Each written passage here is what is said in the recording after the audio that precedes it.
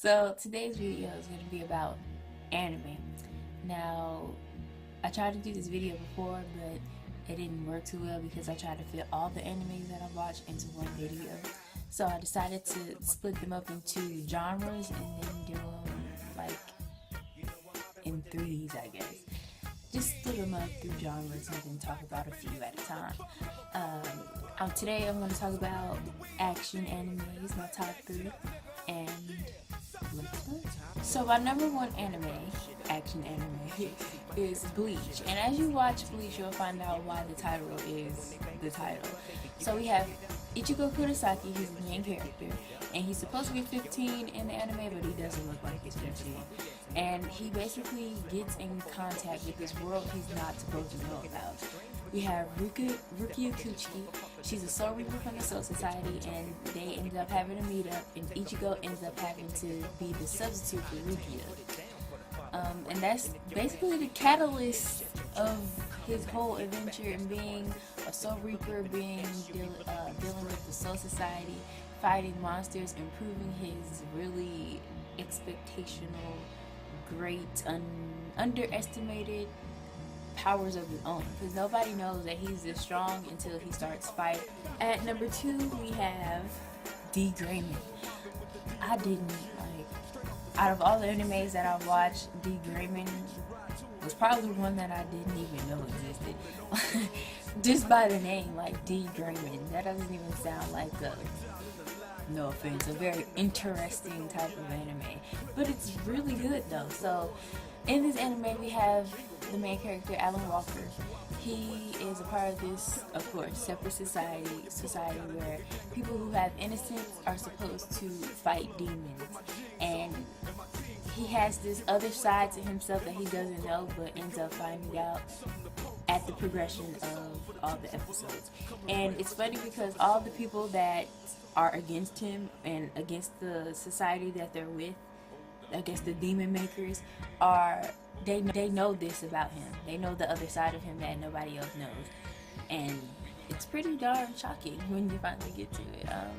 So it's this man with this big hat that's basically the main villain, and he has this force called the Noahs. They're based off of the Noah's Ark in the Bible, and both sides, the Noahs and the people with the innocence, both believe in God, but they both believe that their way of fighting is right.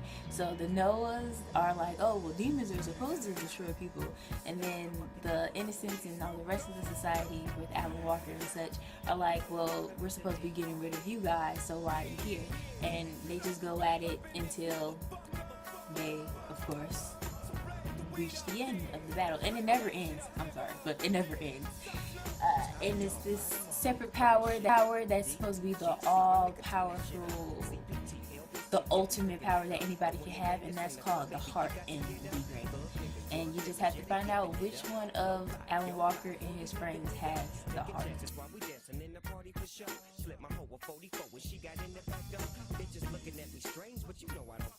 Step up in this motherfucker just a swing in my hair. Bitch, quit talking, quick walk if you're down with the set. Take a bullet with some dick and take this dope on this jet. Out of town, put it down for the father of rap. And if your ass get cracked, bitch, shut your trap. And at third, finally, we have Sword Art Online. I heard that Sword Art Online has a season 2, but I haven't watched the season 2 yet, if it exists. But the main character in this one is Kirito, and Kirito is a gamer. He gets this game where you have to put the helmet on and you play the game in your mind. And obviously everybody and their daddy plays this game because there are a lot of people who get involved in the incident that happens with the game. So the person who created this game that Kirito and all these people are playing comes into the game and says, well, you no longer can sign out of this game. If you die in this game, you die for real in real life. And the only way you can escape is if you win the game and beat all the bosses. How messed up is that? So Kirito's job is he wants to beat the game, and he makes these alliances, and then he finds out that he can't trust a whole bunch of people in this game, and yeah, you just have to see whether or not he can actually win the game by himself.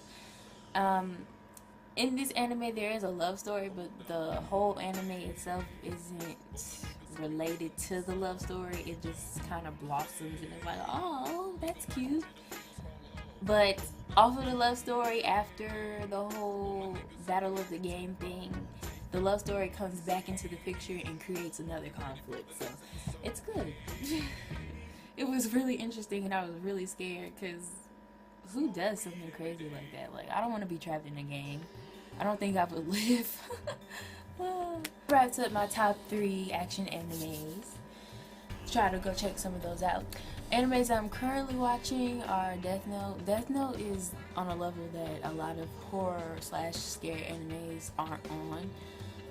I just think it's really unique in its own way, and that for it to be scary, it actually has a plot, whereas some scary animes just go around slicing everybody up and oh my gosh, it's scary. I don't want to get sliced up, that type of thing. But it's really good. Then I'm watching Hellgirl. I'm probably gonna stop watching it. I don't know, it's just not that interesting to me. It started out interesting and I was just like, it's the same thing. And I think that's it. I started watching Bleach over again from the very beginning, so I can actually fully understand it all over again. There'll probably be more videos talking about anime, of course, but of course there'll probably be more of me talking about action anime. This probably isn't the end of the whole action anime era. So I will have more to recommend and suggest. Thank you for watching my video, and goodbye.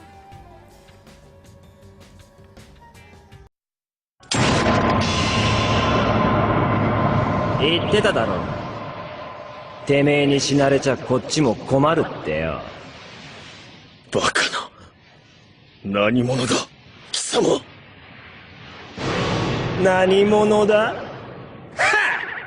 名前なんかねえよ。